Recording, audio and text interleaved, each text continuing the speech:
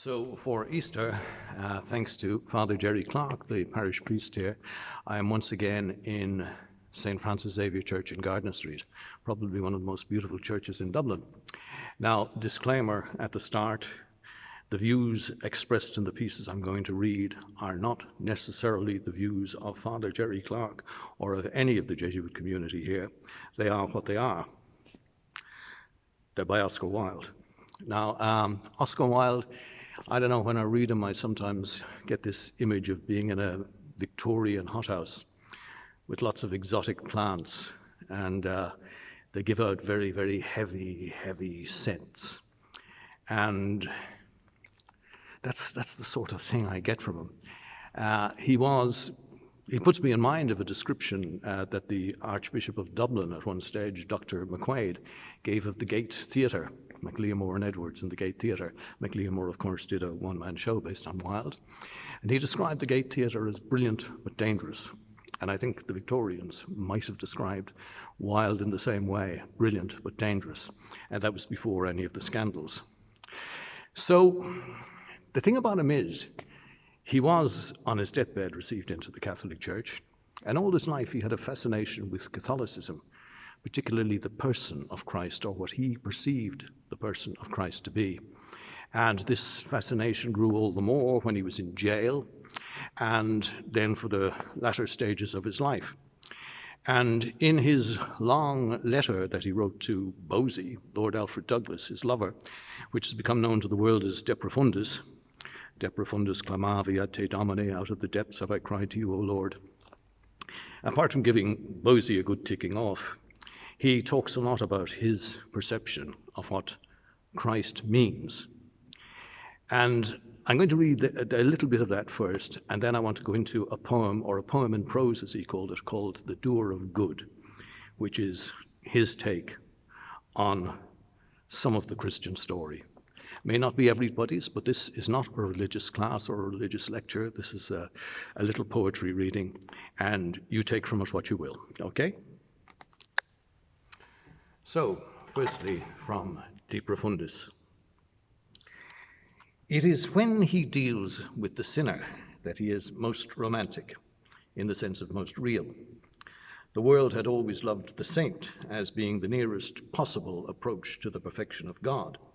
Christ, through some divine instinct in him, seems to have always loved the sinner as being the nearest possible approach to the perfection of man.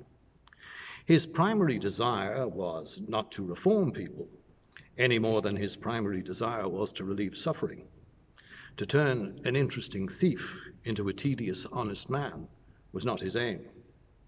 The conversion of a publican into a Pharisee would not have seemed to him a great achievement by any means. But in a manner not yet understood of the world, he regarded sin and suffering as being in themselves beautiful, holy things and modes of perfection. It sounds a very dangerous idea. It is so. All great ideas are dangerous. That it was Christ's creed admits of no doubt. Christ is just like a work of art himself. He does not really teach one anything, but by being brought into his presence, one becomes something, and everybody is predestined to his presence. Once at least in his life, each man walks with Christ to Emmaus. The Doer of Good.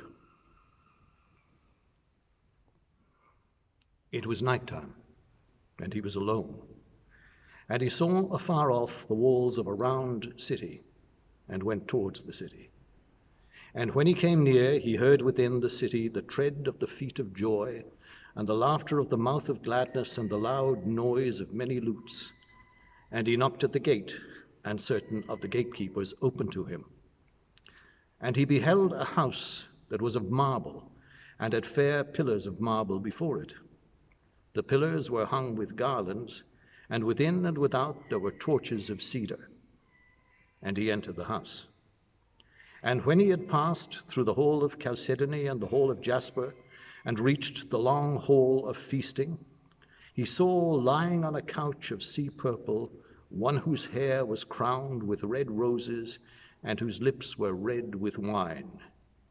And he went behind him and touched him on the shoulder and said to him, "Why do you live like this?" And the young man turned round and recognized him and made answer and said, "But I was a leper once, and you healed me.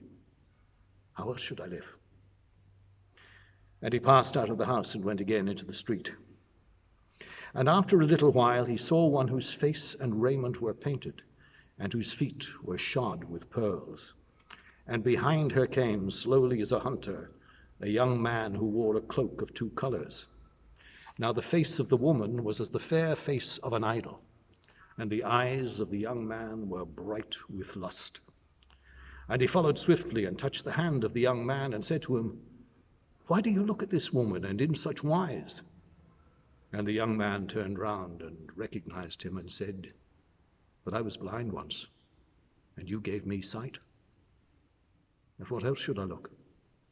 And he ran forward and touched the painted raiment of the woman and said to her, "Is there no other way in which to walk save the way of sin?"